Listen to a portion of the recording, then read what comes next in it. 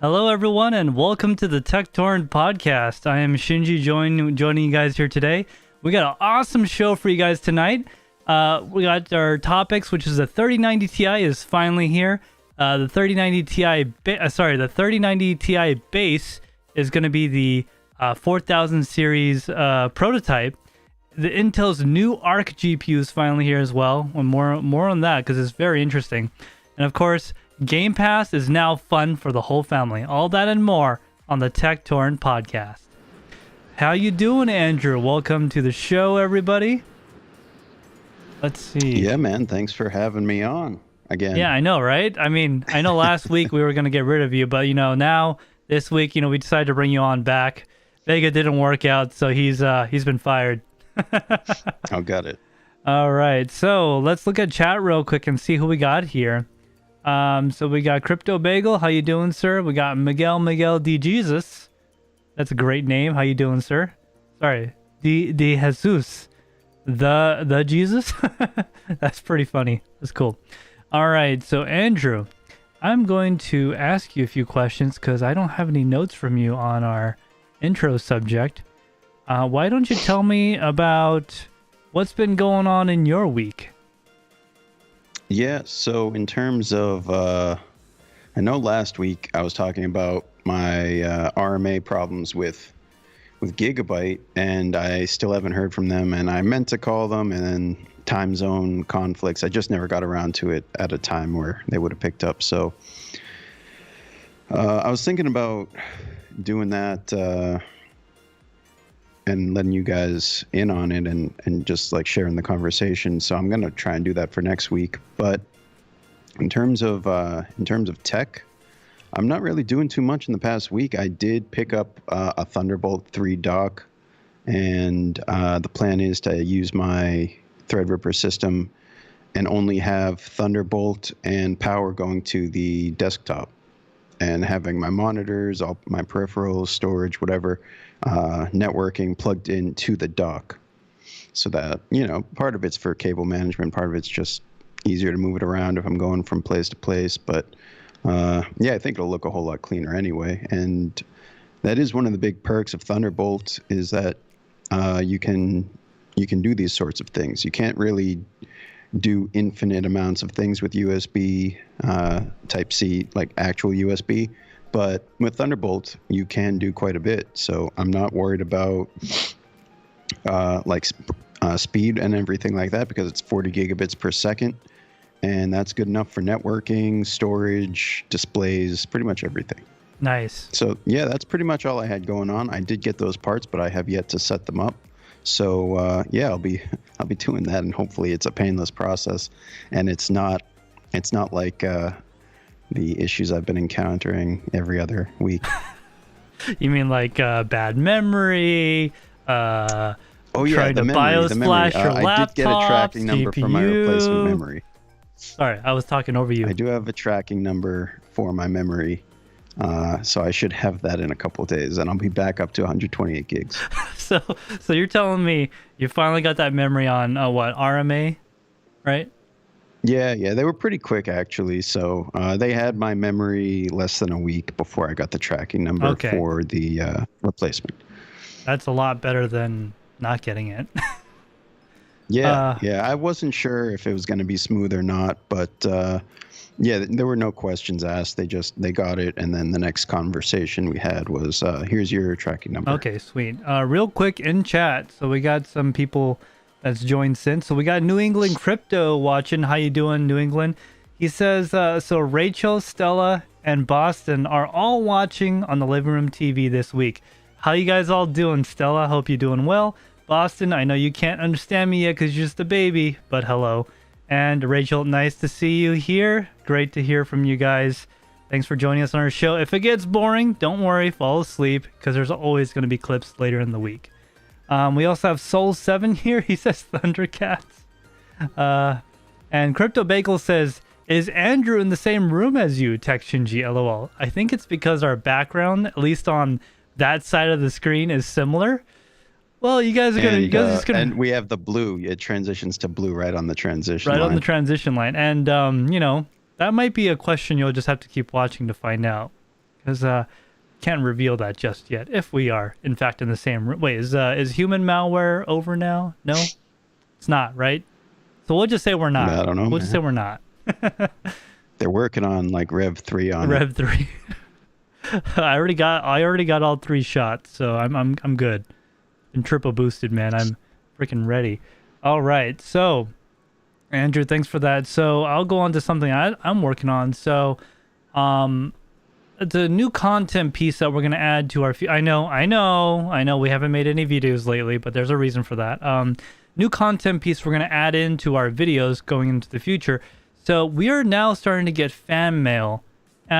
Before it was like once every several months, but we're getting about one every month or so. So we're going to include fan mail at the end of our main release videos. So if you watch the whole video because you like it, whatever, if you go to the very end, right after, you know, the video's over, we'll have a segment for fan mail until we start getting fan mail that is, you know, a lot to where there's multiple items a month or whatever. We'll make our own video for that. But for now, it's going to be included at the end of the main release video. So what I mean by main release video, the Tek Torrent Podcast and the clips are not main release videos. They are podcasts, right? And clips.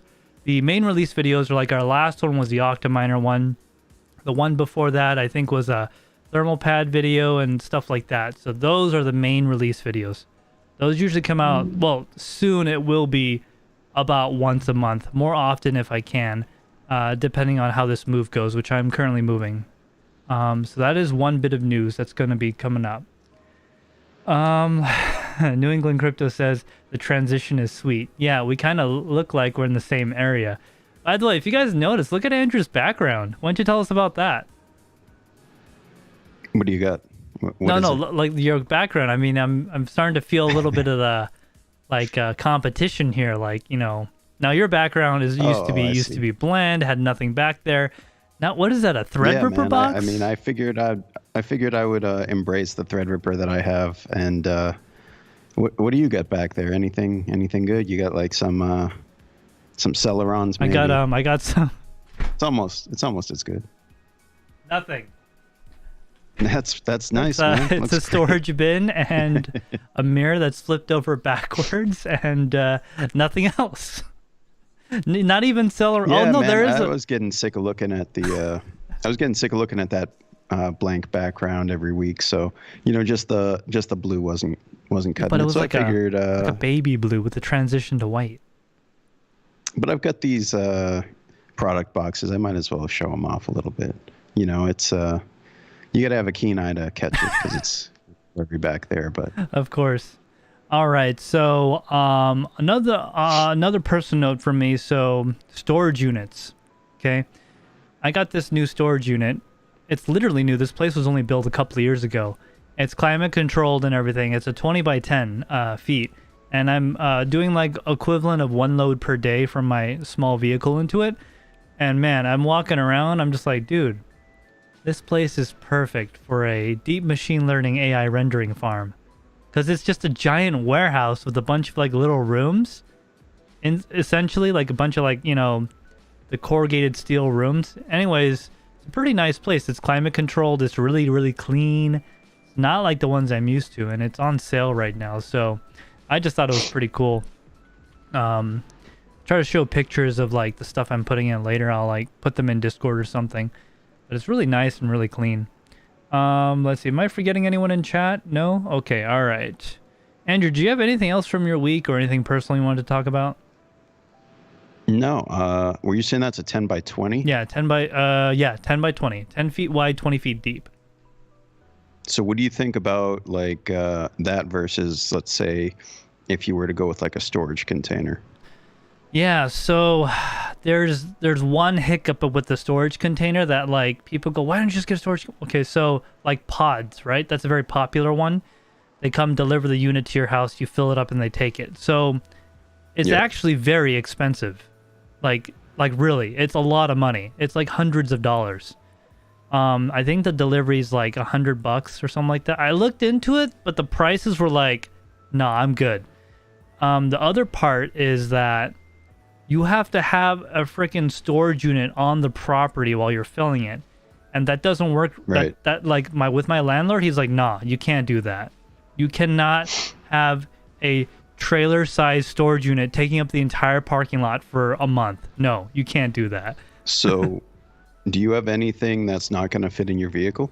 Yeah, actually. So I got quite a few things. For those things, I do plan on renting one of the smaller box truck style U-Hauls and hiring a friend to just like load the couch, the table pieces.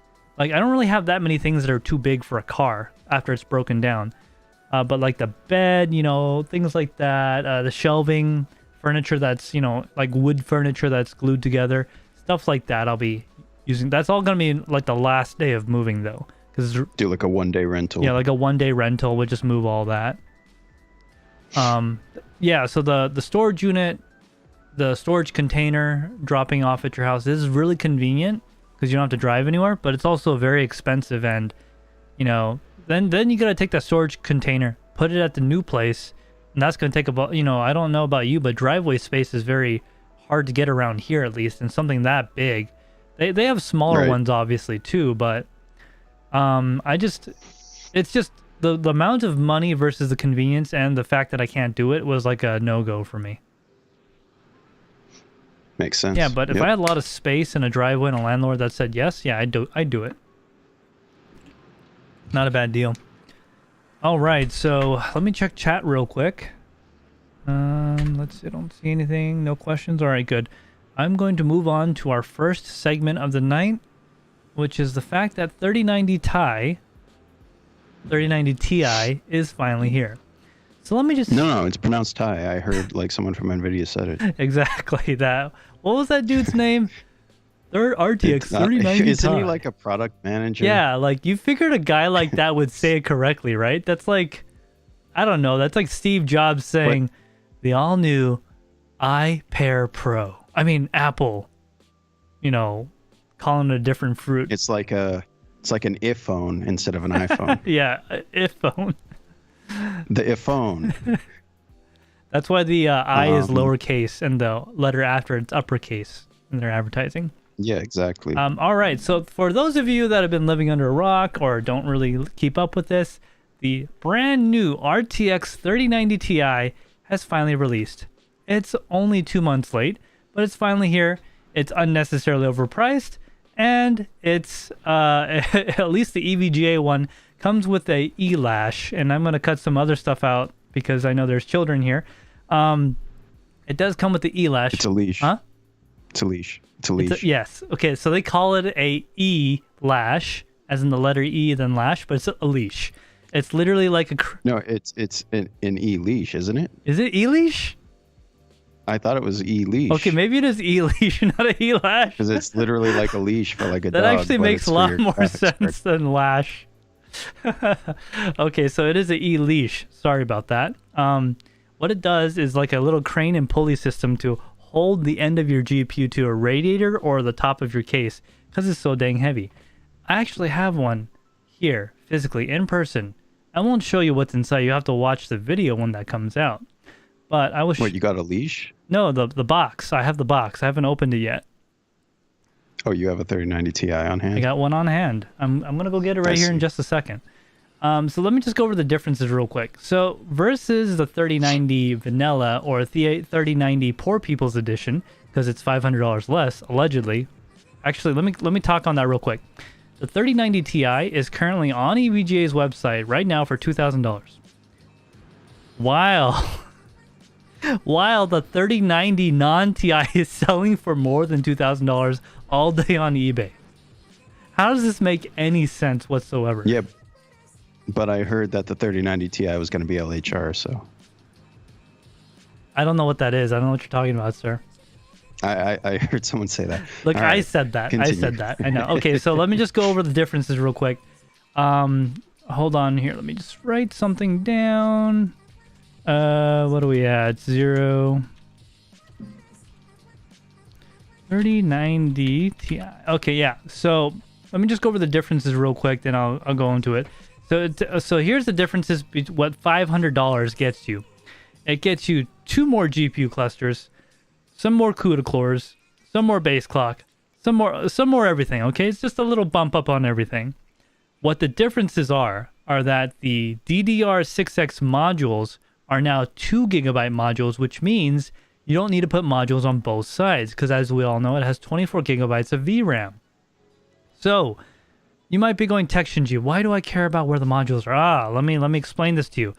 So we actually have a video that goes into detail about a 3090 Founders Edition that we did a thermal pad video on because that card is so poorly cooled. Now the memory chips are on the side with the cooler, okay? So they're actively cooled. Well, all of the chips rather, only half of them were originally. All of them are on the same side with the cooler. And it has been reported that the highest memory temperatures on this thing while gaming is 67 degrees Celsius. Which is insane because the regular Founders Edition was hitting temperatures as high as 95 and 110 Celsius on the memory. So one of the differences is it uses a 12-pin connector that is allegedly capable of up to 600 watts, and it comes with a squid that terminates from a 12-pin... Andrew, you're going to kill me. It's not the microfit. What's it called now? The NVIDIA... It's actually a 16-pin, and it's the PCI Express Gen 5 power connector. Okay, so it's different. It's the 16-pin PCI Express Gen 5 connector, and it terminates... To be clear, just to be clear, the 12-pin microfit from the Founders Edition cards that we're familiar with somewhat, it's the same physical connector as the 16, but the 16, I guess, adds 4 sense pins, and I guess that's how it achieves a higher TDP officially, just like, the 8-pin PCI Express adds 2 sense pins, but is rated for twice as much as the 6-pin was. Those sense pins are really just like a qualification. Well, yeah, so they're adding more pins and they're just 4 more sense pins, correct? As far as I know, those are all sense pins. Okay, so it's interesting how they... Some form of communication to the PCB. Yeah, okay. Well, it's also terminates 3 PCIe Express 8-pin connectors, which is a lot of power, that's for sure. Also, the PCB is different from the 3090 Ti. The cooler is also different. It's thicker and like a lot thicker. It's like a whole slot and a half thicker. It's really thick. And all can be yours for the low price of $2,000. Which you might be going, TekShinji, $2,000? That's how much a regular 3090 goes for right now. And I go, yeah, that's why it doesn't make any sense. Why are people buying the old 3090 when the new 3090 is basically the same price? Yeah, I mean, MSRP to MSRP, I feel like the For the Win 3s especially, like they didn't have that much of a price jump going from 3090 to Ti. Not really, but this one has a bit of a price jump. The Founders Edition, and a lot of the other cards, like $500 sounds like a lot of money, but I think with the For the Win 3s, it's closer to $200 or $300. Yeah, so it's the Founders the EVGA For the Win 3 3090 is $1,919, right? $1,019. Sorry, 1,000. I can't do this. I'll buy that half price. Yeah. $1,919. Yes, what he said. Okay, it's $1,919. The 3090 Ti is a mere $81 more. Well, it's not quite that simple because I think you're comparing the 3090 For the Win 3 Ultra, Ultras, to the 3090 Ti For the Win 3 Black. Yeah. So if you compare Ultra to Ultra, it's a little under $275. Yeah, $281, $281, right around there. Yeah. So it's actually not that big of a difference, relatively speaking. It's less than 10%. So, and when you compare it to like, let's say $2,000 as MSRP, you're not paying this huge AIB premium like you were with the 3090 cards when the Founders Edition was $1,500 and partner cards were like $2,000 plus. Yeah, and that is very nice. I would say that we're not going to really talk about this tonight, but the tariffs from the previous administration has technically expired or been lifted for PCBs from China. So hopefully that reduces prices. Asus, I believe, has already announced a 25% price reduction or something similar to that. I've seen Micro Center Asus cards. I think the 3060 Ti can be had for like $500, which not bad. Yeah, I mean, $100 that's pretty much overpriced. what you'd expect to pay. Yeah. Well, AIB cards are supposed to be more money, in my opinion. Whether or not they're better or not, but they add RGB. They're supposed to have potentially better coolers if you factory overclocks, stuff like that that you expect to pay a slight premium for. 20% is a little bit more than a slight premium, but still, compared to the market we've seen the past year plus, $500 for a 3060 Ti. If you're just trying to play games, it's in stock. Yeah, I mean, on top of that, it's like not expensive anymore. The prices are finally coming down. Like, that's great. That's great for everyone, actually. While gas prices start going up, nothing related there. All right, so let me just go into the final things on the 3090 Ti. So remember I was talking about power. So overall, the 3090 Ti versus the poor people peasants 3090 is a 8 to 12% increase overall in performance for an extra $500. But like Andrew was saying, if you're talking about AIB partner cards, it's only like $300 to $400 in difference. Another big thing, okay, up to 540 watts of draw on this thing. My Kingpin never even pulled that much, not even close. Like we almost hit 500, but we still didn't go past it. This thing pulls 540 watts out of the box. I'm sorry, it hits 500 watts out of the box. That 40 watts is when you overclock it slightly, which is a lot. And as Andrew and I were talking about the power connector, they have now moved the power connector to the end of the card, which in my opinion, it should have been that way a long time ago, because what are you trying to hide in modern computer building, right? The cables, right? You want the cables to look nice and clean. So for the longest time, the cables for the GPU were right on top of the GPU, and you had to do like a 8-inch run no matter what you did. Now they're right on the end of the card, and you can cleanly route them away. Because you just want to see the nice GPU, man. You don't want to see everything. So I think it's pretty nice. I actually have one, and Andrew, if you want to give some thoughts on it, I'll go get the box. I won't open it yet, but I'll go get the box so you guys can get an idea of how big it is. It reminds me of those EVGA PowerLink cable adapters that would plug into the 20 series cards that would have the power connector on the top or the side panel side, and it would effectively reroute them to be on the back side of the card at that point. I don't think those things actually really caught on, but they did exist. And I agree with Shinji that power connector on I guess you'd call it the front of the case side of the PCB does make a whole lot more sense.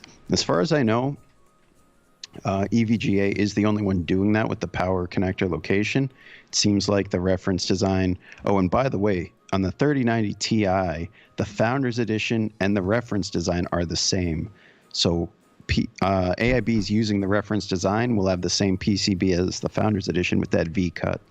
And it is significantly similar and significantly different than the 3090 PCB. Yes. So that kind of sucks because maybe the cooler won't work for it anymore. It definitely won't unless they gave extra provisions, because there are, fairly large chokes and stuff that I'm sure were not milled out just because. Yeah, I mean, like you'll see in the video when it comes out. I'm going to tease it. It's coming out soon, within the next 2 weeks. Okay, you'll see a deep first look on the card, and you'll see what we're talking about, because there's parts that are missing per se. So I'm just going to show you guys the box right now. By the way, this thing is really heavy. So I'm gonna back up a little bit. That is the box. Oh, what else is in there besides the graphics card? There's like a Oh, is that a 2-pack? No, it's just a one. Look how thick this box is. Look, that's my hand. All right. Oh, it must be a hybrid then. Nope, this is not a hybrid. What? See, that's how big it is, boys and girls. So this right here, guys, is the biggest dang box I've ever. The hybrids aren't even this big. I actually have. I can't get it easily, but I do have a hybrid box, and it's not this big. I mean, look at it compared to my head.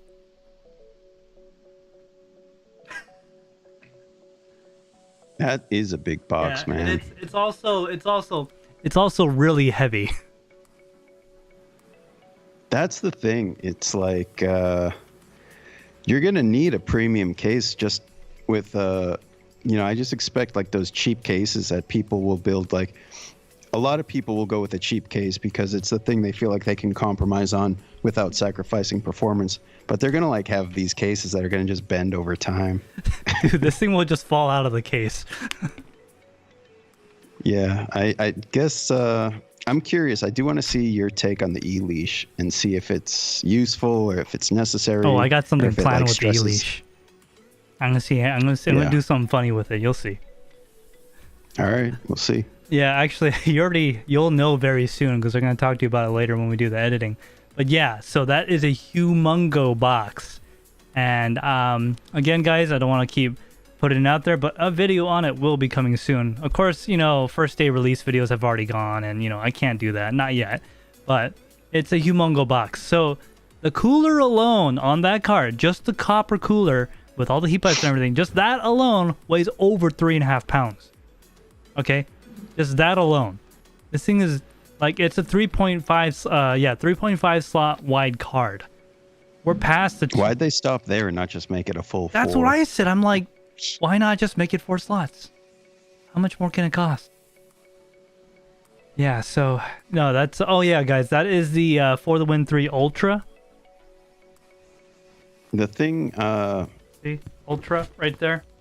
So that means it's the $200 extra premium one, supposedly. Well, supposedly they binned all the dies, and the For the Win 3 Ultra has the highest. That's the highest For the Win 3, and has the highest factory overclock of the For the Win 3s. So that's not to say that you couldn't overclock the For the Win 3 Black, but that's also not to say that it could definitely achieve the same overclocks. So you might have like a golden sample there, essentially. Yeah, so I know for a fact that that is exactly what Andrew is saying is correct. So the Ultra has a higher boost clock and base clock or something like that. It has basically is like a pre-binned chip to be in like the top percentage. That's why they're charging that extra $200. I don't know the exact numbers, but it's basically in like the top 10% of all chips out there. I think part of that is also somewhat related to efficiency, which is funny to say on a card that draws this much power. But no, but like to stay within the TDP spec, but also be able to hit these higher clocks, obviously you need a better chip that can do it. Otherwise, you're going to just end up pulling more power to hit those clocks. Yes. So to have that factory overclock and stay within factory TDP, you do need a better die. Yes, 100%. So it's boost clock frequency at a certain power. Those are the two major qualifications that EVGA has actually said in the past. That's exactly what they're doing with these Ultra Gaming and Black cards. That's their qualifications. So I'm going to say we look at chat real quick, then we go on to our next topic. Sure. All right. So it is currently... Okay, so let's take a look at live chat. Fixation 500 says Shinji is in a closet hiding from roommates. I'm not hiding from them. They're downstairs. One of them is actually away at a funeral in New Jersey. Fixation says, whoa, that's a large curl. Yes, it's a very large curl. Yep. We have plenty of curls here, and I like to use big curls, and I cannot lie. So,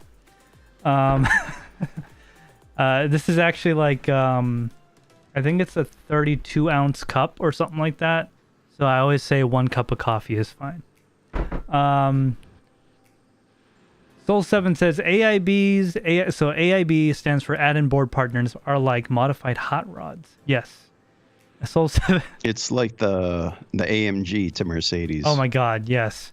So did I ever tell you how Mercedes-Benz classifications and pricing work? No? I think you're gonna. Okay. So the C class stands for cheap. Okay.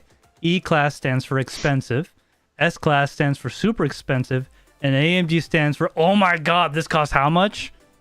That's how it works. For those of you that don't know. The AMGs now are a little, they don't represent exactly what they used to. Now it can be, I think they have like an AMG package that's basically cosmetic. Like no additional horsepower, no special exhaust, no engine tuning. But that's just what happens when it becomes more of a status symbol than, you know, an enthusiast brand. Yes, exactly. Let's see here. New England has never been so excited to see a box. Yep. PMC, hey, welcome to the live stream. Oh, MC, how you doing, sir? MC, welcome to the live stream. MC is one of our TekShinji loyal followers. He's actually been a follower for a long time, so thank you very much for being a follower as well. Yeah, I mean, MC, I've known you for a long time now, like over a year. Yeah, I remember you back in the early days when I had like no channel and no subscribers. New England Crypto says, baby Boston could fit in that box. Yeah, actually, like if we made the box into like a pill shaped with the same volume, he could probably fit in there. Let's see. PMC, welcome to the stream. Magic Lucky, how you doing, man? CPP Tech, how you doing? Thanks for coming by again. MH says BBT drag raced his AMG ran a 10.9.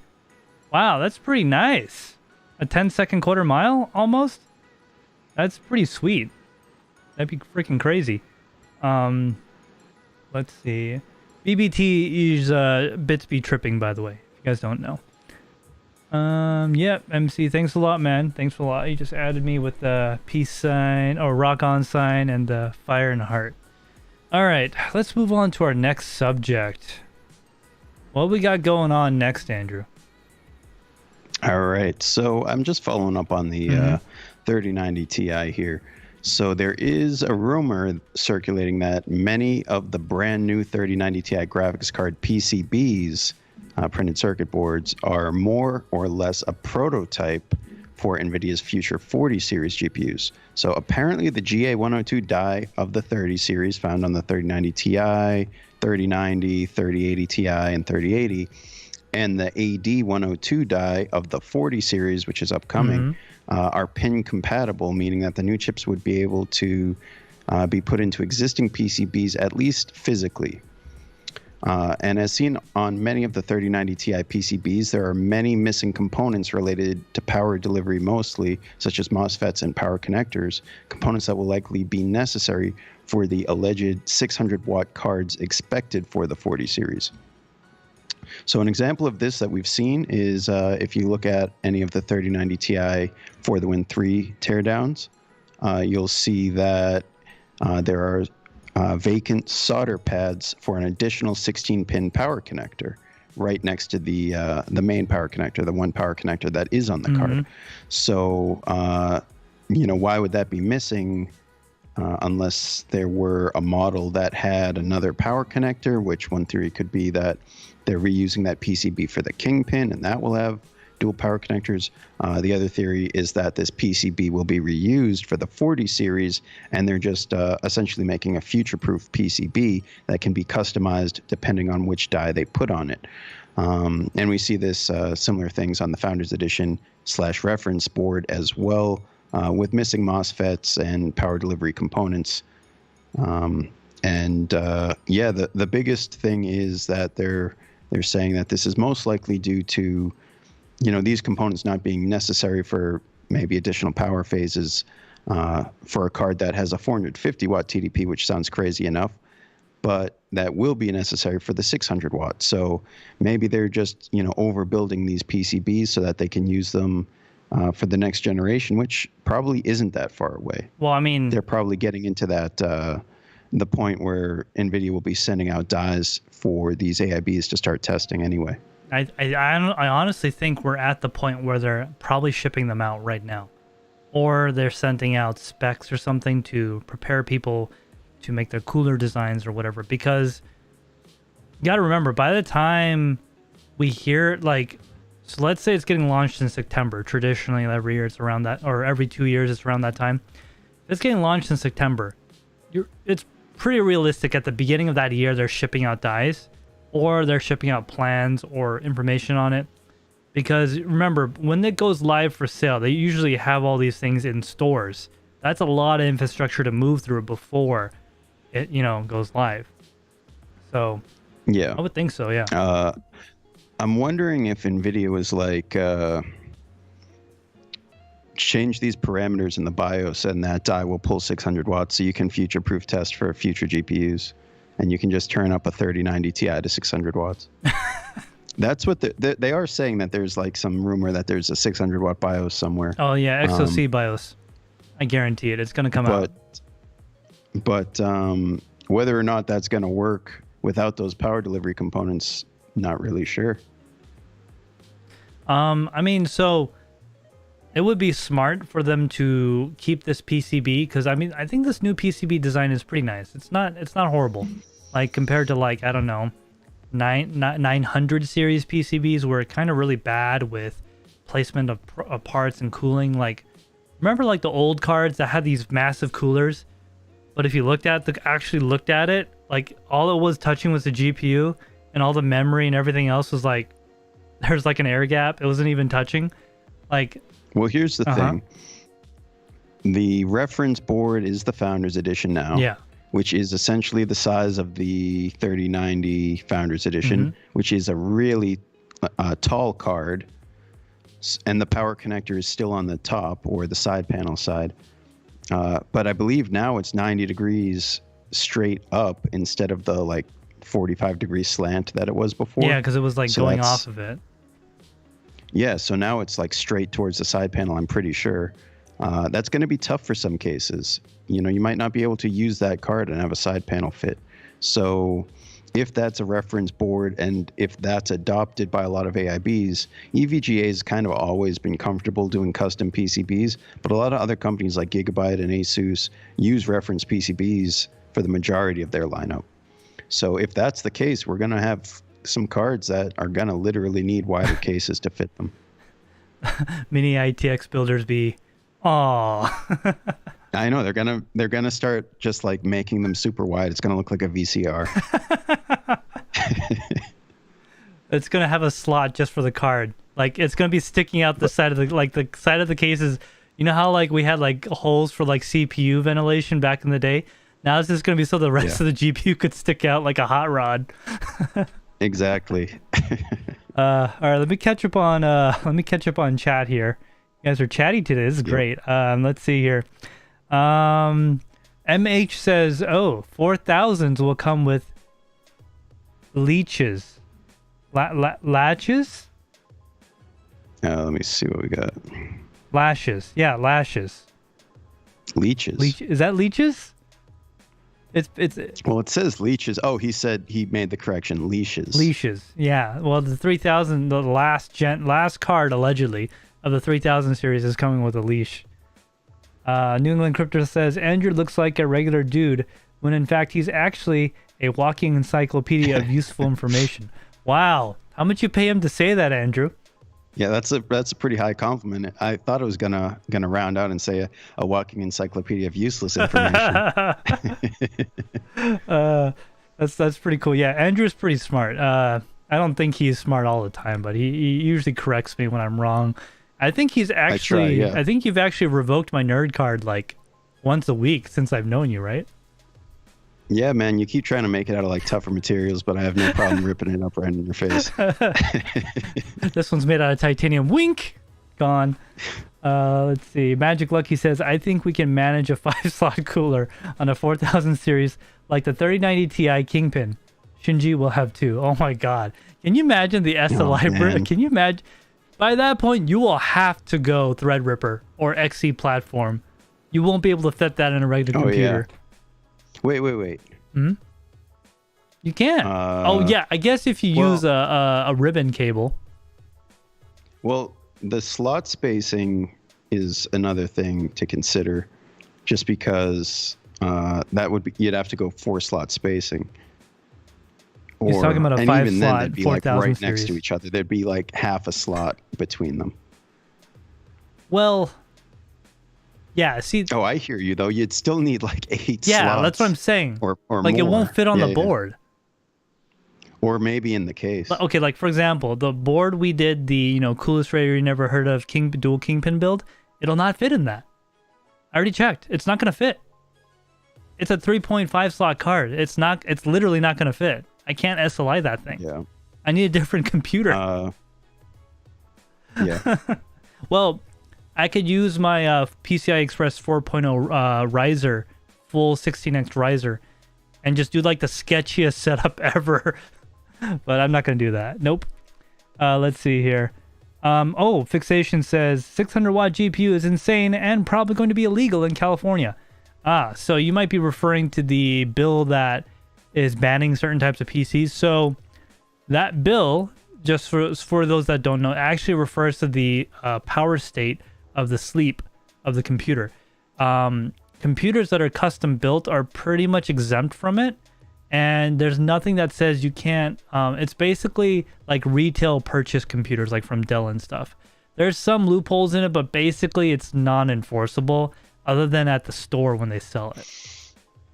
Yeah, it might affect manufacturing. Yeah, that's going to be about it. It's not really an end user thing. No, well, at least for us that are like custom builders, not really.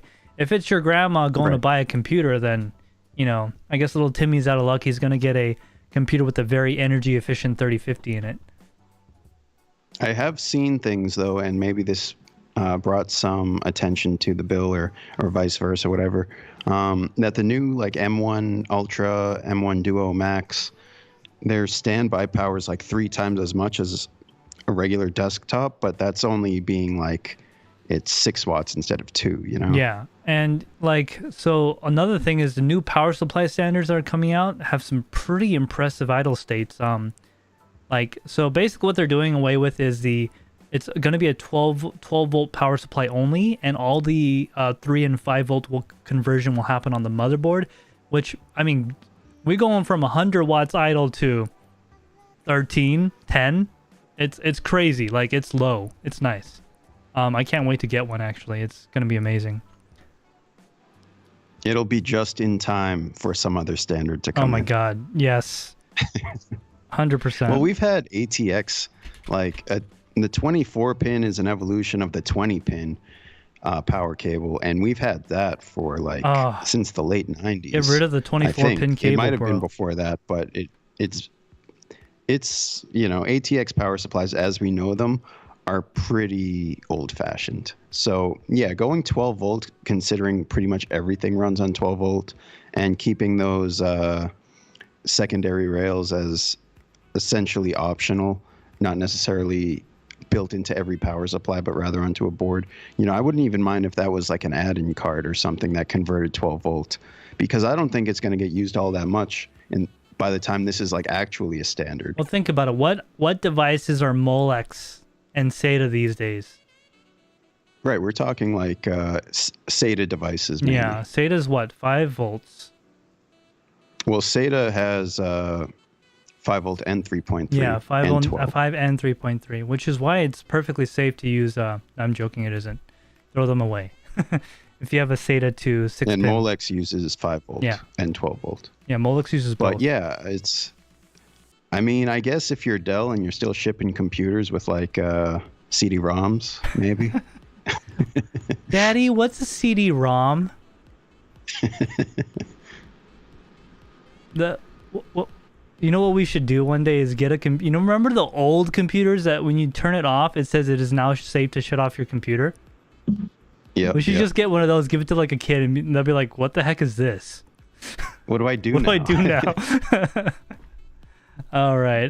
Remember when it was like, remember when it was cooler to have like a computer with 2 optical drives instead of just one? Oh my, yeah, because you could like dual rip or dual burn. One could be burning, one could be like, ripping. No, well, back then, huh?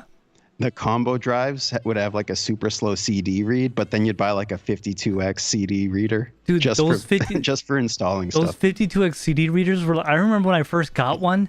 Man, I thought I was like the crap of the neighborhood. Man, I thought it was so cool. I was like, dude, I'm gonna be reading CDs at like 10 megabits per second now. This thing's gonna go so fast. I'm gonna download 600 megabytes of data in 10 minutes. Man, what a time. Dude, people don't know how long it took to install like programs and games from optical media.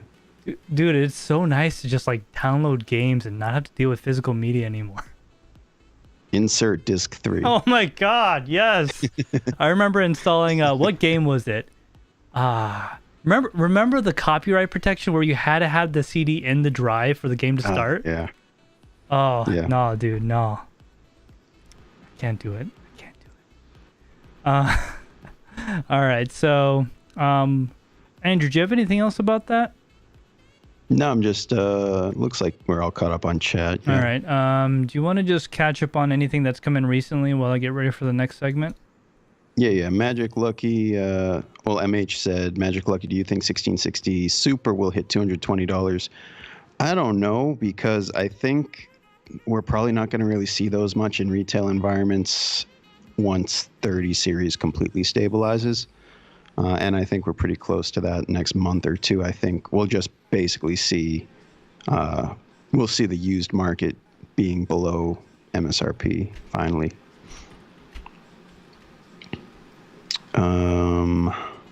Oregon Trail says New England Crypto. Yeah, man, that was the best part of typing class. You'd finish the assignment and then you'd fire up Oregon Trail. You know, they made a new one that's like less racist against Indians, right? I don't even remember the game having that strong of a narrative. Oh, you know, the Indians came and killed you, or, you know, all that stuff. But what? Yeah, so the new Oregon Trail, the remake, I actually looked into this because I was curious. So what they did was they someone bought the rights or whatever, they got permission to remake it. Then they actually hired some Native Americans to give input on the appropriate ways to do things. Because I guess, so in the time of Oregon Trail, I guess historically, you were more likely to get shot by people that were Native American than a bow and an arrow because they have upgraded at that point. So like stuff like that, that's what they fixed and made it a little bit more era accurate and less stereotypy. But yeah, I haven't played the new one yet. Isn't the new one called Red Dead Redemption or something? They should make it an FPS. Oregon Trail first-person shooter. I mean, I'd play it. I would play it too. That'd be the perfect meme game. Yeah, for sure. All right, let me write a timestamp here and I'll go on to the next one. Was there anything else in chat? No, we're okay. good. All right, guys. So this is something I'm really excited about. We finally got some information today. Intel Arc, and that's Arc with a C, has finally been confirmed, announced, whatever. Basically, Intel is saying that they're actually doing it. All right. So you guys go look up pictures of it online if you're watching the clips or whatever, but it's essentially a dual fan video card from Intel. And it's not really that impressive when it comes to its performance, raw performance. Allegedly, Intel is targeting the 3070 Ti to 6700 XT performance like category segment, okay?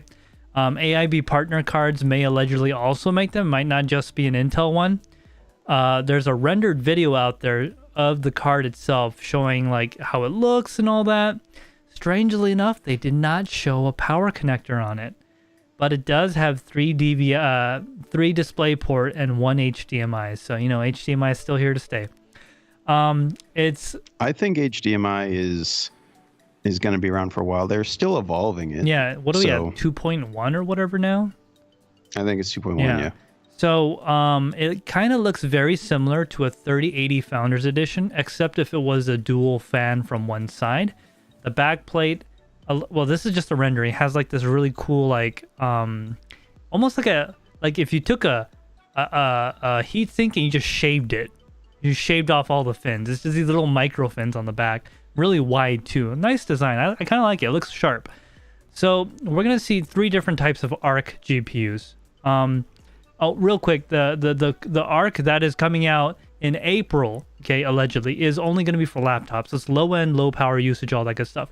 But the exciting stuff is this. I'm just going to go over it real quick. So they're going to be calling it the ARC 3, the ARC 5, and the ARC 7. Okay, I think they kind of got that idea from their chips, but so that means there might be an ARC 9 in the future. So ARC 3 is going to be entry level laptops, things like that.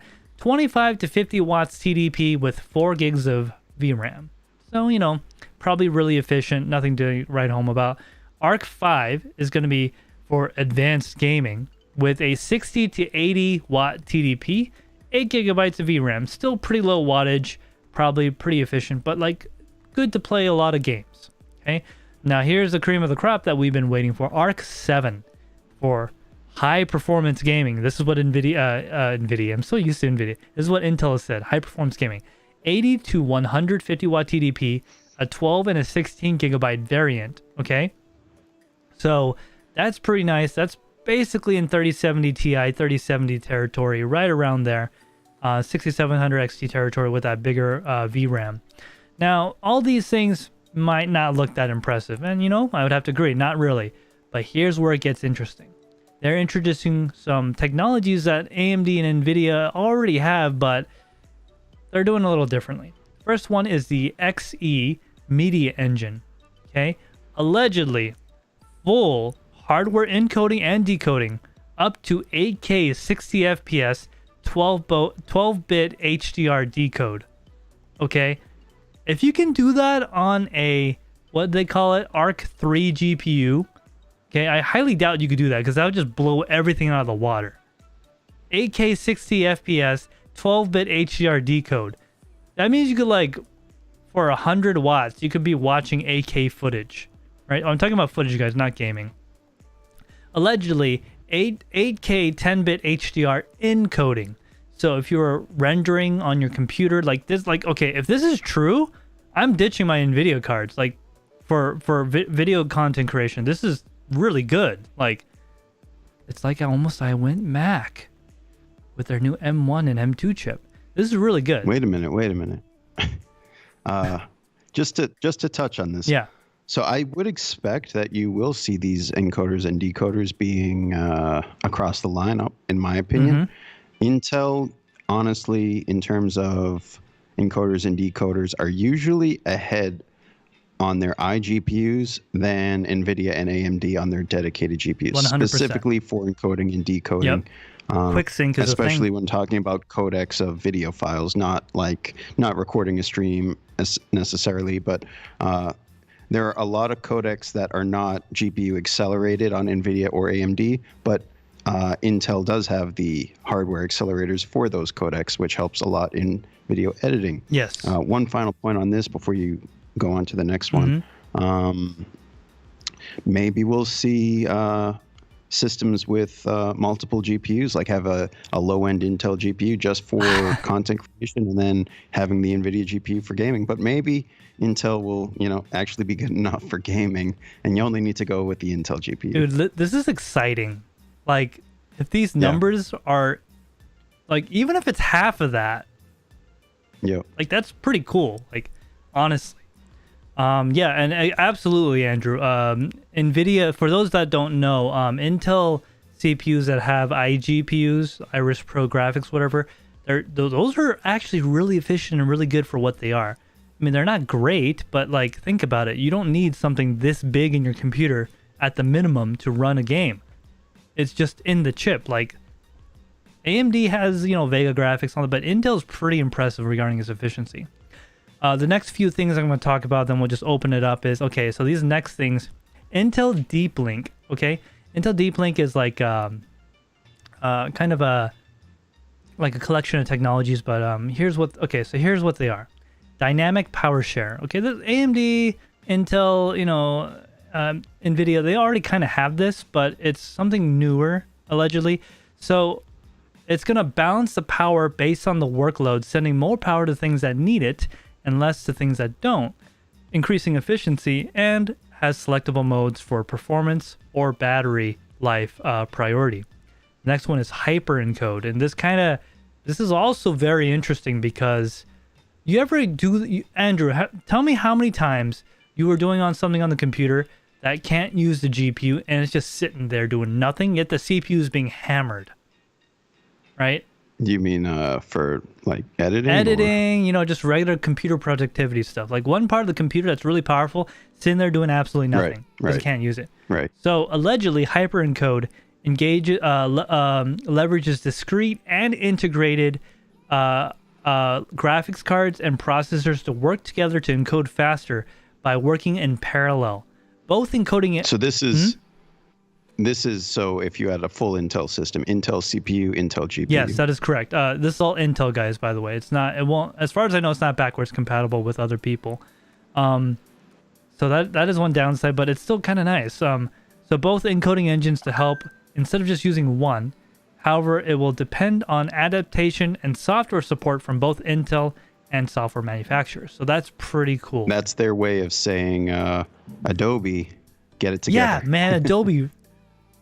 You know what? I hate them, but it's probably one of the only things I'll use. I don't think I'll go DaVinci. We'll see. Yeah. Yeah. If they come out with like a new version that actually works well, then like there's no reason to switch. But it's getting to that point where if they don't do something, I'm thinking of going elsewhere. No, really, like it sucks when I see my 3090 doing like nothing and everything's taking forever and my CPU is being hammered. It is the most frustrating thing. Like, okay, why did I spend so much money on something that doesn't work? When in DaVinci, they have a lot of GPU accelerated stuff. Anyways, so last thing I want to say is the last thing in the Intel Deep Link package. Well, this is one. There's a lot of things. But this is the three things I'm touching on. Is hypercompute. Okay, runs the integrated GPU and discrete GPU together for AI-centric tasks. So it's basically like SLI for internal items, and you don't need any bridges or anything. So if you're doing something really heavily based on AI, it can run them simultaneously or together, rather, together as one for processing of those type of tasks, which can really like improve the performance. And you're not leaving half your hardware on the table, which is pretty cool. So yeah, that's the Intel Arc GPUs coming out soon, starting this April. In a nutshell, what do you think about those laptops having that stuff I was talking about regarding the encoding engines? Do you think the laptops will have it? I don't think so. I think they will. You think so? I think they will. I think it's a huge opportunity for Intel to take some market share from like those NVIDIA Studio laptops, because like to do video editing on a laptop, you need a dedicated GPU, and basically you need an NVIDIA GPU. Yeah, at this point. And there are some that are marketed as NVIDIA Studio laptops aimed at content creators. So I feel like if Intel does put this in their mobile GPUs, then it's a huge opportunity to have options in that space. And they want people to be buying their computers, because at least for some people, like buying a computer, but specifically a laptop, if you're going to like buy a high-end laptop, especially for something that you use for work, you're probably going to keep it for a while. So if you're in the NVIDIA ecosystem, then you're probably going to stay there for a while. And then when you need a new machine, you're probably going to do the same thing. So Intel kind of needs to just get out there and say, yeah, we do all the same stuff that they do in terms of content creation. We support these, like twice as many codecs for hardware acceleration. Come try us out. And if they can get some adoption in the mobile space, I think that's step one in my opinion, because I think a lot more content creators are going with like the single computer content creators. I think they're primarily on mobile. Yeah. unless you have like an actual studio and you have like workstations, you're probably using a laptop unless you have both. So most people have laptops these days, actually. To not have those encoders and decoders on the mobile lineup, I think would be a mistake. So that's why I think that it's probably going to be across the line, high end to low end and mobile. Yeah, it's if it is on the laptops, I might be interested in getting one. I'd be really curious to see how well it does. Because if I could just set this thing up in a corner somewhere as my render computer and auto upload through Premiere, I mean, that'd be pretty nice. It's really difficult to edit 4K footage without an NVIDIA GPU. If you try, you'll throw one LUT on and be like, okay, I'm done. I can't do this. Yeah, because you're gonna get 2 frames per second all of a sudden.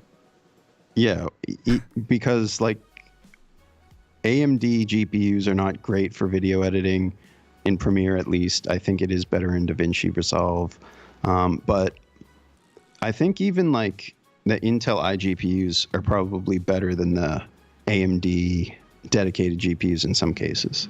But, that's to say the Intel integrated GPUs are better than the NVIDIA dedicated GPUs in some cases as well. Really depends what you're cutting. Yeah, definitely. And it'd be interesting to see how this all turns out when it finally does come out. Yeah. All right. Do you have anything else with that, Andrew? I'm going to do a chat response. No. Sure. All right, so let's take a look at chat. So I'm going to go back to where we left off here. New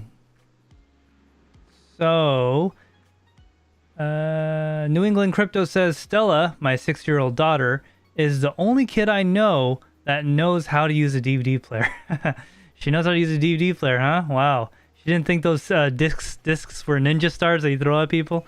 Yeah, that's pretty cool. I mean, remember when DVD came out? Before we had VHS, and like the quality was like, oh my god, this is so amazing. 320 lines interlaced. Yeah, it was great when it first came out. And they were expensive too. Let's see here. Magic Lucky says there were even those console games that were multiple discs too. Andrew and Shinji, yes, that's what we were both talking about. Insert disc 3. Yes, John Germain, American Indians, Native Americans, not the Indians from India. Let's see here. Fixation 500 says, I power my 3090s exclusively with SATA to PCIe adapters. No. Bad. How many of those would you need to convert to a 16 pin? Oh my god. I mean, technically, you'd need 2 for a 6-pin, which would be 4 for an 8-pin. You need at least 6 times 3. You need 12. Yeah, you need 12 to do it safely. Let's do it. Oh my god. Oh my god. No. Maybe, you know what? Let's do it with the fire extinguisher close by. That's a YouTube short right there. What happens when I convert from 16 SATA back to PCIe, then to this to power this 3090 Ti on deep machine rendering? Actually, well, now that I think about it, maybe that won't work because of those 4 sense pins. Oh wait, no, because you're still... Yeah, it'll still work. It should still work. It's just, the power would probably be really dirty though, because it's going through all this unnecessarily cabling. Resistance is added, it's probably gonna get thermal camera footage. Thinking I need to put that thing to use. So it only costs $14,000. You're like, wow, these cables are getting hot, and the card is on fire. Maybe we should water cool the cables. You know what? Let's just put the whole thing in mineral oil, because that's what everybody wants. Just dunk it in mineral oil. Oh man. Let's see here. Fixation 500 says, Shinji, did you say 8K footage? Yes, 8K footage, 60 FPS, 12. Oh, I know what you're talking about. Yes, 8K footage. Golden Wolf, how you doing, man? Welcome to livestream. Crypto Dave, how you doing, man? Welcome. Anyone I miss? John Germain's here. Yep, how you doing? Yep. Magic Lucky says, I build octopus. I big octopus build, wires going everywhere. Yeah, man, it gets so sketch when you have that many wires everywhere. That's something I like doing. Even the adapters that come with the 3090 Ti's, it'll be nice when power supplies include that. Yeah. As a single cable, no adapters. That would be nice. Well, yeah, I mean, I think you get a custom one from EVGA. Oh, probably not the new one. But it still terminates to multiple ports on the power supply. So I think future power supplies will just have like a 16 pin on each side. Dude, that would be nice. Can they just stick with one standard? You can't mix cables as it is right now. So well, it seems like the 30 series Founders Editions are going to be the only graphics cards ever to use the 12 pin. That is correct. Yep, looks like no one's adopting that. It's a little silly, but yeah. Chris Stewart, how you doing, man? Welcome to the stream. All right, so Andrew, do you have anything else about that? No. Okay. All right, so if you want to move on, we will go to our next topic, our final topic for the night. Andrew, take it away. Yeah. So up until now, and actually what is still the case, Microsoft's Xbox Game Pass does not have a family plan. So if you guys are familiar with Xbox Game Pass, or if you aren't, it's basically a service where you can play a huge library of games from Microsoft or Xbox in this case. And it's a subscription service, sort of like Netflix is. So sort of like Netflix allows you to watch movies and shows. This allows you to play certain games that are in their library that they have the rights to and the rights to share. So you pay them and you get access to this library basically unlimited. There are different tiers and stuff like that. And depending if you're just, if you're on PC or Xbox, they're kind of two different things. Xbox Game Pass versus Xbox Game Pass for PC. They're not quite one-to-one yet, but in any event, it's, in my opinion, I've used it. It's a pretty good service, a good library, a good alternative to buying $60 games that you'll only play for a little bit. With that being said, they don't have the family plan yet. Like, again, with Netflix, like Netflix allows family members of a household to use like up to 5 screens at once, I think it is for Netflix, if you buy the higher tiers. Yeah. So for Xbox Game Pass, that's soon to change as well, and there is talk of them adding such a feature. So there is supposedly a new higher tier in the works for Game Pass, allowing up to 5 players to play games from the Xbox Game Pass library at a cost savings to the users when compared to 5 individual plans. So if you just think of like a family with 2 kids, let's say, and they both want to play the same game at the same time, then up to now and as of right now, they would have to have 2 different Xbox Game Pass accounts.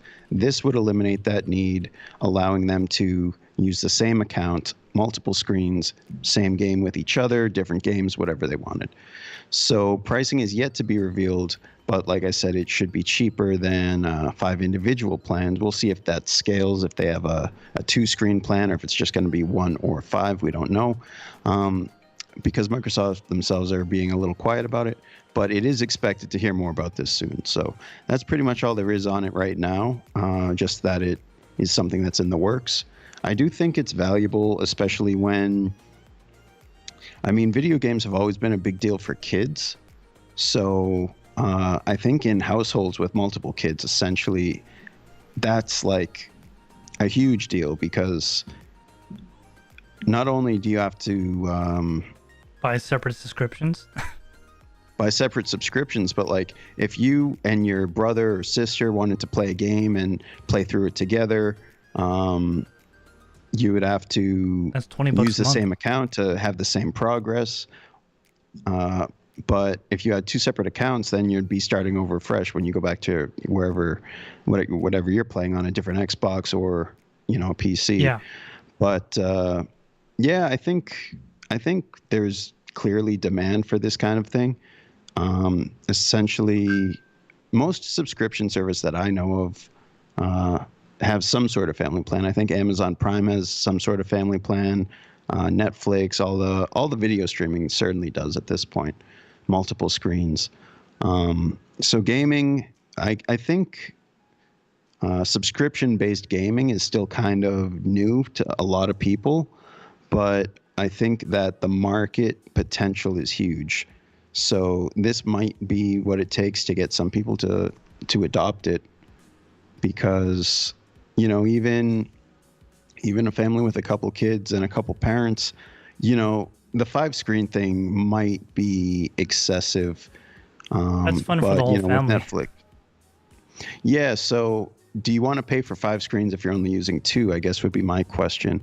I just get 2 separate and that's accounts. where it kind of has to come. Yeah, at that point, you might just be better off getting separate accounts. But is it going to be like Netflix, where you kind of just say, oh, yeah, here's my login information, I'll make an account for you, even though you're not really in my family, kind of deal?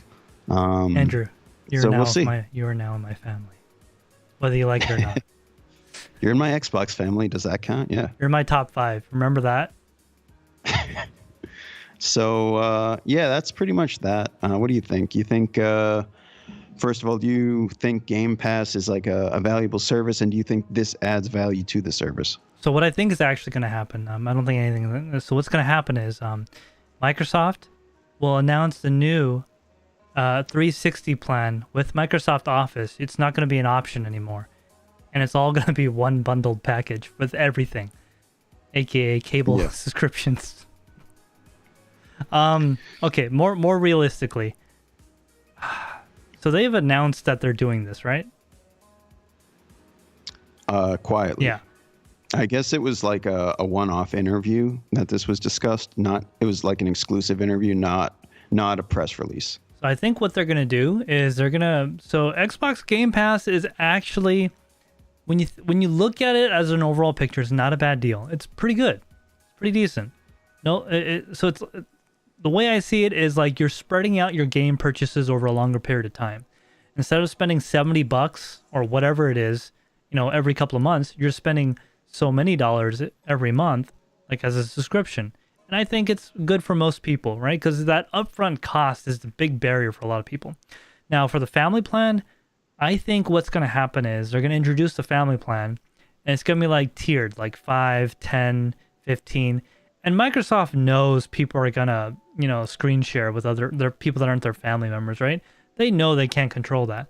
But I think what they're going to do is encourage people to do that, then increase the price of the single package. In other words, why should I pay, it's $9 a month right now or whatever. Let's make it $12.50, right? Make it $14.99, okay? And then the family plan for up to 5 screens is $24.99, right? So I think they're kind of doing what Netflix is doing, in the sense that more people on your platform always equals more profit, because microtransactions, they're on your platform. Yeah, you may be losing money in the subscription, but you're making way more money by bringing these people in. And I think that's what they're doing, honestly. Yeah. Yeah, I mean, that's the thing. They want customers. They don't really, they're not looking that closely at, who it is, how many transactions. If they're a subscriber, they're going to continue spending money regardless. Yep, 100%. Subscribers always spend more money. By the way, guys, if you want to get subscribed... No, I'm joking. I think kind of like what Microsoft did with Windows, right? Windows is essentially free now, right? The only thing... Kind of. I don't know. Okay, well, maybe not Windows 11. Can I go to Micro Center and spend like $100 on it? Well, what I'm saying is, like, they used to be like, okay, we're going to go after everyone that has a legal license. Now they're like, oh, you have an illegal license? Watermark. Like, the punishment has gone way down. And yeah, BitLocker doesn't work and all that other stuff, but like, who uses that? Just saying, like, does anyone actually use BitLocker?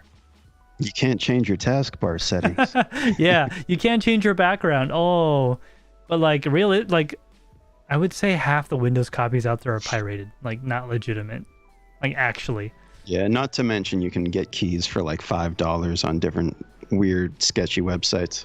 Yeah, you know how many times those people hit me up? Like, it used to be once a week when I was making videos. Freaking send me a Facebook message, Instagram, Twitter. I see YouTube videos where that's the sponsor. No, I don't want... I see it. So like I know. I think it's super shady. I talked to like bigger YouTubers like Son of a Tech and stuff, like to see if these are legit. He's like, yeah, I have them on my channel. I'm like, really? That's clear enough. Yeah. I'm like, okay, I guess they're not that sketchy, but I don't know. It just like, that's not what I want to sponsor. Like, okay, the way I see it is if I won't buy it, then why should I sell it to someone else? Like, I don't know. Maybe I'm just being, you guys could see by my latest video how I think about that. But your point being Windows being essentially free because they get you in other ways. Yeah, so like the way I see it is like a sale where, there's 50 cameras for half price, right? Yeah, you're going to lose a lot of money on those cameras, but you're going to bring a ton of people because there's going to be more than 50 people that show up, right? Like hundreds of people will show up for that camera. So like with Windows, lots of people won't use it correctly, but then there's all these like ways to make money after you're in the freaking ecosystem. That's what I think they're doing with the Game Pass. I mean, it's a great deal as it is right now, but I hope they just don't make it a worser deal in the future. Yeah. All right. Did you have anything else about that, Andrew? No, that was kind of a quick one, but it's the logical next step for them. If people here aren't using Xbox Game Pass, not even considering it, there's a good chance you're gonna eventually, because I do think a lot of the future of gaming is gonna go to this sort of way. For me, I've used it the first time, and this is just an aside, but I used it the first time just to try out Microsoft Flight Simulator because it was like $120 game or something. Yep. And I was like, well, I don't even know if my computer can run that. So it made sense to spend like $10 on the first month of the subscription for Xbox Game Pass for PC just to try out the game. I didn't end up buying it, but I did end up keeping the subscription for a few months. Yeah, and you said it was $120, right? I think at launch it was like $120 for the best version or something. So let's put this in a really simple way that this is not how people think, but just realistically. So you could have spent $120, which was non-refundable, by the way. Games are usually non-refundable. Because remember Microsoft Flight Simulator? No, it was Cyberpunk. It was taking longer to download than you can play it. So that counted into your playtime. Anyways, that was another story. So you spend $120 on it. It turns out XYZ, whatever reason, you can't play. Non-refundable. You wasted your money. Now, you pay $9 a month, and you take that money that you have through the year. So you basically have the same price if you play it for 1 year. On top of that, let's get even more cynical here. I could take that extra money that I have and invest it into an index fund and get 7% back on average over the next 50 years. You know what I mean? Like, paying a subscription makes more sense in that case, especially because here's the thing. It's not just Microsoft Flight Simulator. You've already paid it off for the year, essentially. Now you can play all the other games on Game Pass. Yeah, and I think going forward, like the library is already in my opinion pretty impressive. Yeah. But I think going forward it would be in Microsoft's best interest to make like a Game Pass exclusive game, even if it's like a Fortnite type game that's already free to play but exclusive to Xbox Game Pass, let's say, so not essentially free to play, but I think that would be a way, a game that has so much hype like a Fortnite that would get people to sign up. And oftentimes I think they're doing like the first month for $1 or free or something. They do some type of promo for new users anyway. So they're already making it a pretty easy door to get into just to try it out. Yeah, 100%. I mean, I think it's a good deal, honestly, for me personally. It may not be for everyone. So let's just read chat real quick. I don't know how to pronounce the whole name, so I'm just going to say Mr. Netcrypt. Not me. I ditched Netflix at the first upping of the price and haven't looked back. So what, 6 years ago? They upped the prices several times. Yeah, I think probably, it must have been 5 years ago. Yeah. the first time they did it. So I don't disagree with you, actually. They have been increasing their prices, and now it's like, what, $17 or whatever. For me, though, they have a lot of TV shows that I like. So for me, it's worth it. I did thinking about, so like, for example, Stargate, right? I was thinking about buying the entire Stargate collection. It's like $200 or whatever. With a Netflix subscription, I've already paid for that. And I get to watch everything else I wanted to. So for me, it makes more sense to keep the subscription. But for not everyone's situation, a lot of people don't like bills. I hate bills. So he also says, or they also say, because I don't know, TekShinji, not to mention, this is regarding the Windows copies, not to mention all the Microsoft sanctioned spyware they use to sell your info. Yeah, so I don't know what the official word for Microsoft on this is, but that is essentially how a lot of these companies that give you something for free make money. Your information. Yeah.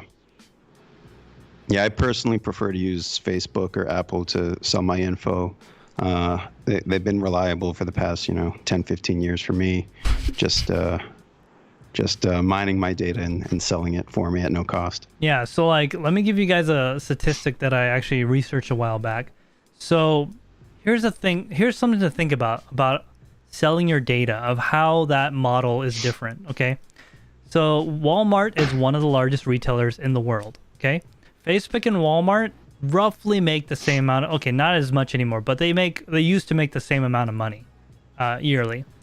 Now, what's the difference, you might say? Well, they do two different things. Yes, that's true. But here's the thing. The amount of money Facebook makes, the amount of money Walmart makes, Facebook employs less than 10% of Walmart's total workforce. Okay? So you might be asking, where's all that money going? Exactly. And that's just my personal opinion. But the whole selling of data thing, yeah. People are buying it. People love it. People use it. And that's how Facebook makes money. Or you could just employ a lot of people. Now, I know Walmart's not the best place to work. And, other human rights abuses essentially they have by treating their employees pretty badly. But I'm just saying, like, that this... And you could talk about them cornering markets and pushing out small business. Whoa. I didn't... What? Yeah, no, Walmart is great. They don't... If you won't, I will, man.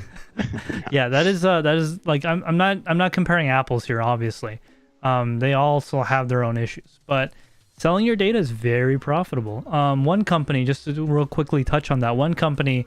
You guys probably remember the movie subscription service where you could just go to the movie theaters. You can watch I think it's called Movie Pass or something like that. You can watch one movie a day for the whole month for like, what is it, $20, $19? So their whole model was to gather consumer information and sell it. Obviously, it didn't work out because that information was kind of bad. They're out of business now. It was great while it lasted, though. It was great. I can go watch movies all I want. But, yeah, so selling your data is very profitable, and companies are going to just keep doing it. All right, let's look at the chat. So right now, guys, that was the last thing for the night. We're just going to do like an AMA and look at the chat, and if there's nothing else going on, we'll go ahead and end the stream, but it's basically up to you guys from here on out. Let's see here. So let's catching up on chat. Let's see. So Crypto Dave... Oh, you just posted Crypto Dave YT? Yeah, I'll go take a look at that in a little bit. I usually don't look at Discord during the stream because I'll go, ooh, shiny, and not stop doing my job here. So let's see. Crypto Bagel says Stargate SG-1 for the win. Yes. Any other Stargate fans here? I love Stargate. I watched every single Stargate at least more than once. I just got done watching the entire SG-1 collection. So that means at least twice, right? Yes, at least twice. Yes, Andrew, thank you for pointing that out. Yes. Fixation 500 says, I haven't been inside a Walmart in 20 years. That's probably not a bad thing, dude. I only go to Walmart because it's right next to my work on the way. New England Crypto... Walmart makes it very difficult to avoid sometimes. I mean, in my opinion, really depends where you are. But if you're in like a somewhat urban environment, somewhere near a city, not in the middle of nowhere, it's probably the place to get something that you need that day, as opposed to ordering something online and waiting for it. In smaller towns, in the absence of Walmart, there are like hardware stores but what else is there? If you want to buy a TV, where do you go? There's Jim's electronics. Jim's Electronics.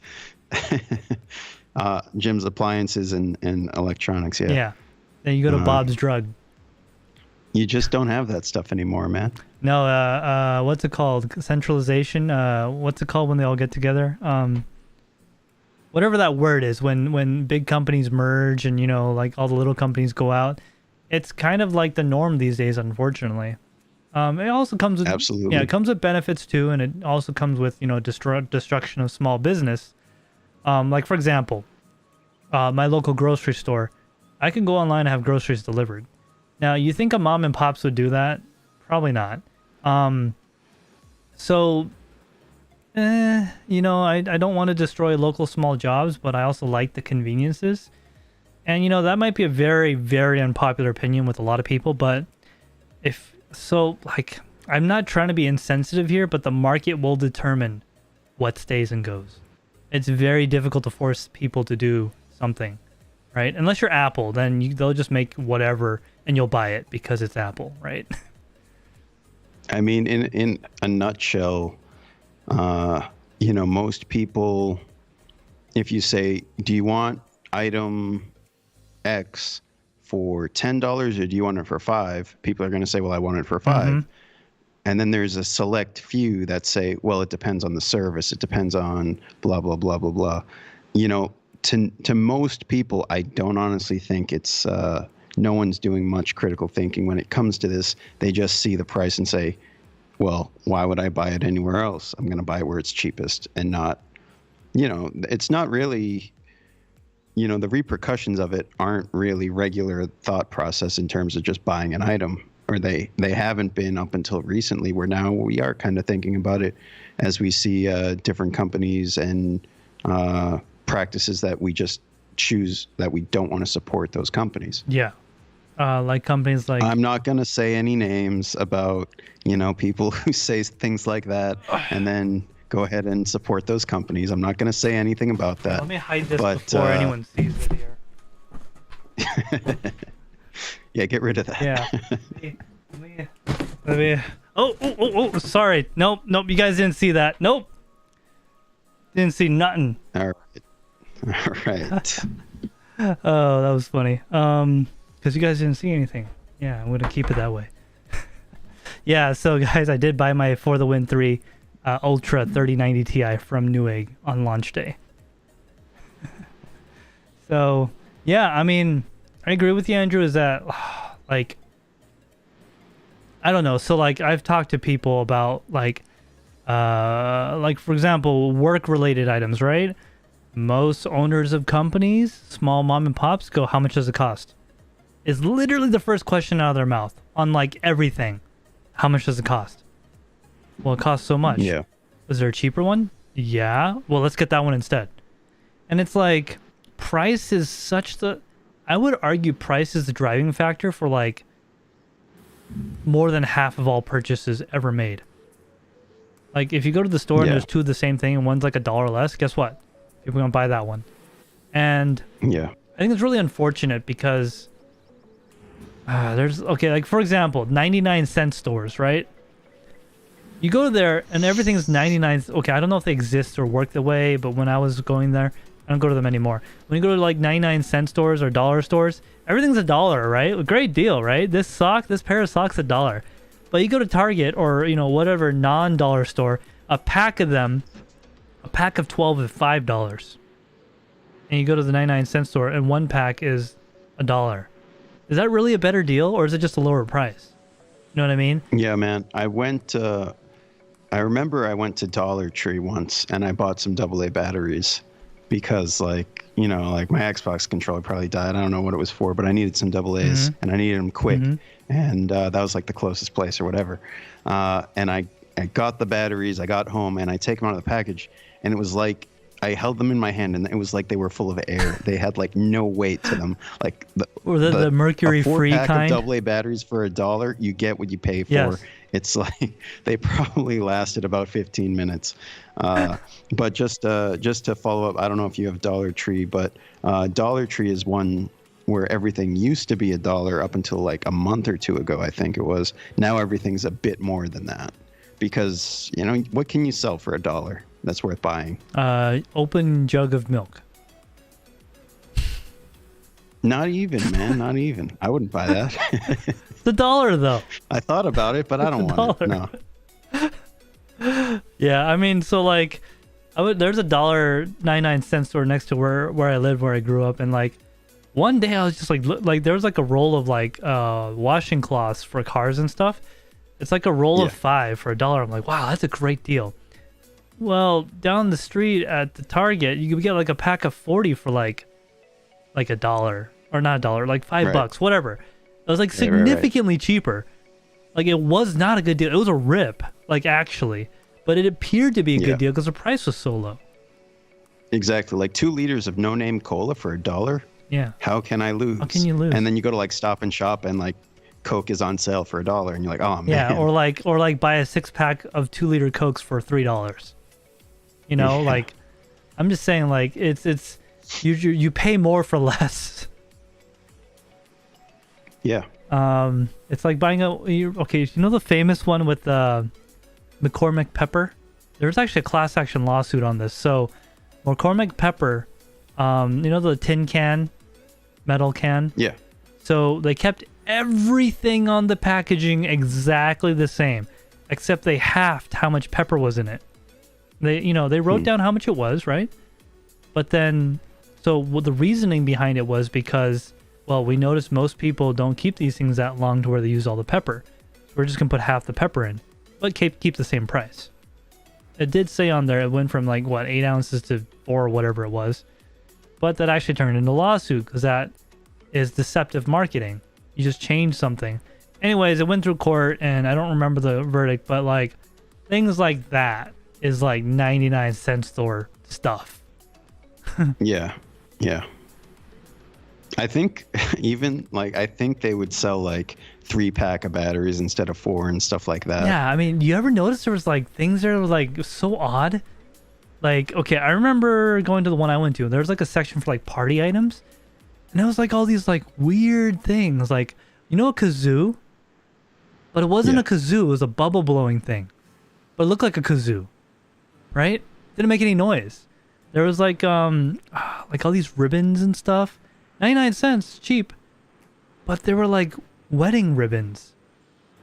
I go there sometimes if I need like a card or like party supplies, cheap stuff that I'm going to throw away after. But, like you do get what you pay for. And if I go there, I know what I'm getting. Yeah. But stay away from the frozen food section in there. Dude, you get a burrito for $1, or you can just go to Target and get 6 for $2. Right. Oh, hey, Crypto Shaped has joined the chat. Crypto Shaped, thank you for being a loyal follower for a long time. Get the long time follower badge. We got Mrs. Crypto Shaped in here. Mrs. Crypto Shape is here? Where are you, Miss Crypto Shape? You better at me or say hello or something right now. Well, it's like 2 above Crypto Shape. Is it? Am I not seeing it? Oh, that's why, because I need to throw a wrench at her. There we go. Sorry, Miss Crypto Shape. You now have responsibilities. How you doing, Miss Crypto Shape? Thank you for coming by. Let me look at let's catch up on chat. We've been kind of chatting away here, talking about nonsense. Let's see. Fixation 500. Also, our Walmarts are sketchier. Wait, isn't that just like normal? I've been in some sketchy Walmarts. Yeah, and I thought like all Walmarts were sketchy, and then I went in some sketchy ones, and I was like, oh. You want to go somewhere sketchy? Go to Gary, Indiana. Crypto Shape knows Crypto Shape knows what I'm talking about. All right. Yeah, I'm sure. Soul7 says TekShinji rent to own TV. Oh yeah, was that Rent-A-Center? Right? That was the thing. Oh boy, man, that was like a scam and a half. I think Rent-A-Center was the one. I feel like Rent-A-Center was the one you could rent a TV like just for a Super Bowl Sunday and then return it. Could you? I thought there was like a long lease. No, I don't know, maybe both. I feel like Rent-A-Center was one of those things where you could just rent something for an event and then be like, I don't want it anymore. And like they just rent it to someone else after. Man, that's such a like bad business. Like imagine with just like shipping alone, getting it to your house. No, I think it was a storefront thing. Oh, okay. Yeah, I mean like so that was back in the day when we had those TVs that were big screen, but it was just a smaller screen that with a magnifying glass that got made bigger. Yeah. Yeah, I remember those. They were super faded, hard to see.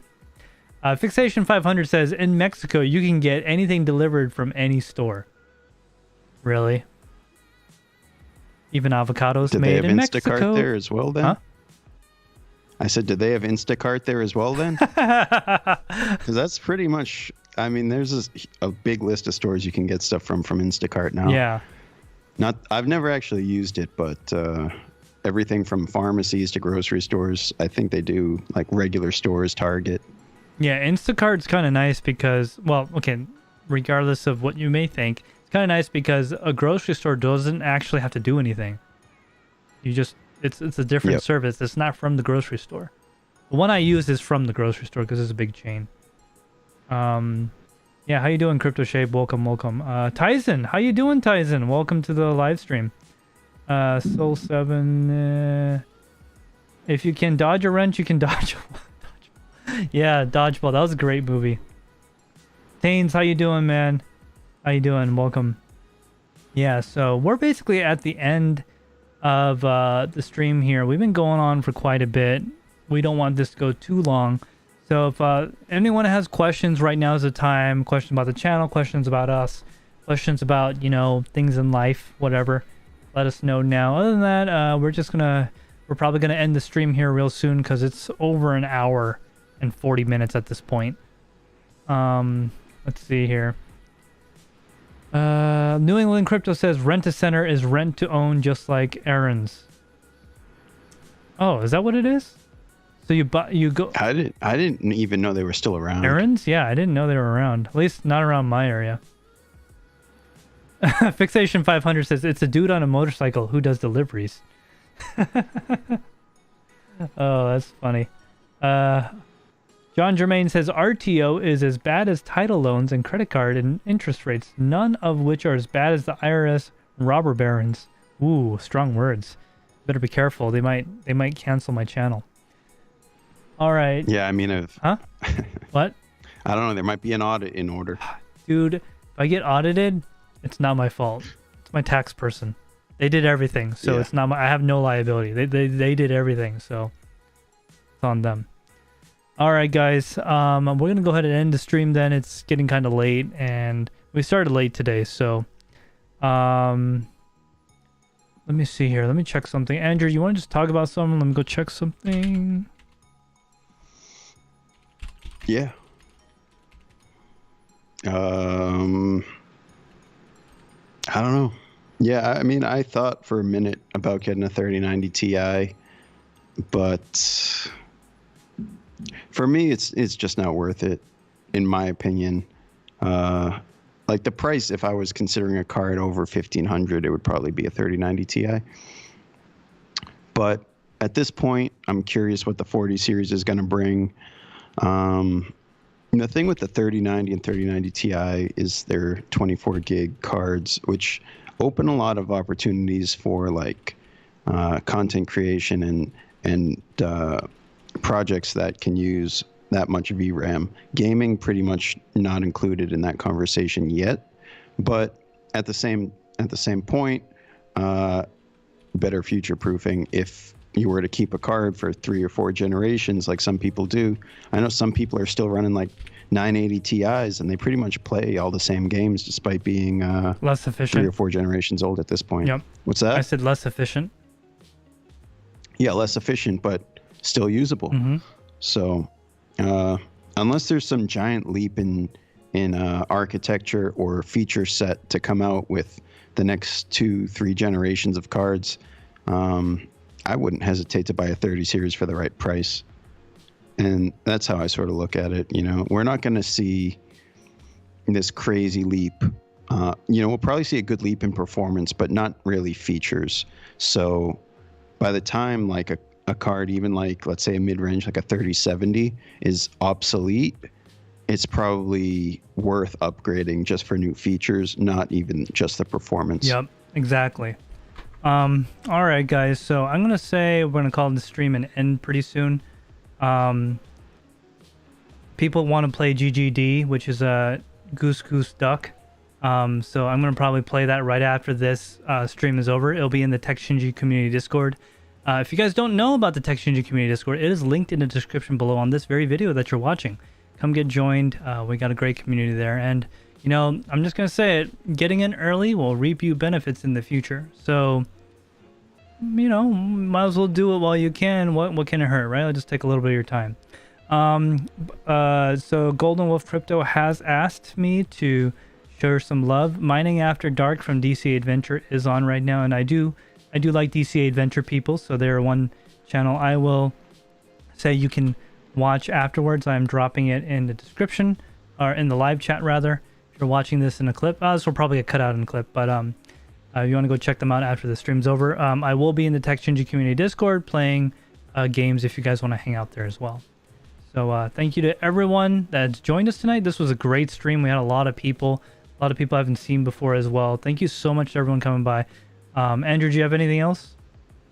No, that's it. It was a good one tonight. Yeah, it was a good one. Thank you so much, because you guys are what makes the stream amazing, and we really do appreciate it.